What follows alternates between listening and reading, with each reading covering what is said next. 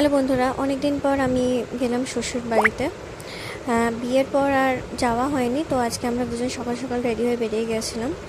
যে বাসায় যেতে যেতে বাইরের দৃশ্য দেখছিলাম, যেটা সত্যি খুব সুন্দর ছিল। দুর্গাপুরটা সত্যি খুব শান্ত স্নিগ্ধ আর সুন্দর জায়গা। আমার তো সত্যিই খুব ভালো লেগেছে। যেতে যেতে আমি খুব টায়ার্ড হয়ে গেছিলাম, তো একটু ঘুমিয়ে নিয়েছিলাম। অনেক ভোরে বেরিয়েছিলাম, 6টা নাগাদ ধরে নিন। তারপর আমার শ্বশুরমশাই আমাদের আনতে এলো। গিয়ে ফার্স্টে ওদের ঘুমিয়ে পড়লো, দেন আমি খেলাম মিষ্টি মিষ্টি খেয়ে আমি ফ্রেশ হতে গেলাম। ওই যে পেছনে ঘুমাচ্ছে। তারপর আজকে আমরা এসি বলে আমার শাশুড়ি special menu pulao and chicken কষা করেছিল। খেয়ে দিয়ে বসতে না বসতে চলে এলো আমার জন্য মিষ্টি দই। তার কিছুক্ষণ পর আবার চলে এলো বেদানা।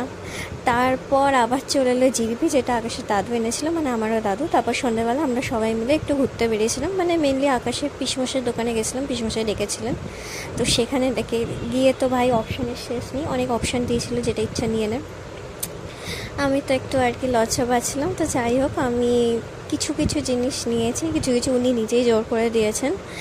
হ্যাঁ, খুব গরম ছিল ওখানে, তো একটু ঠান্ডা করার জন্য একটুখানি খেয়ে নিলাম আইসক্রিম। এটাও পিসিমশাইয়ের দোকানেরই ছিল।